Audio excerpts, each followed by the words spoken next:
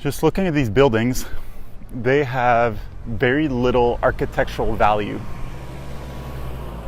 So it's not like buying a historical building in the center of Budapest, for example, where the architecture of the building appreciates in value.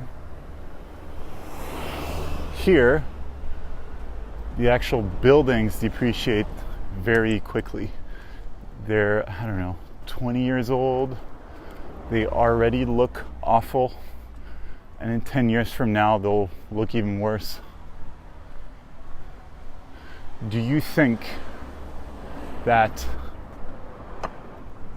the current generation Z, for example, will appreciate this sort of architecture in the next 10, 20 years once they actually have money to invest?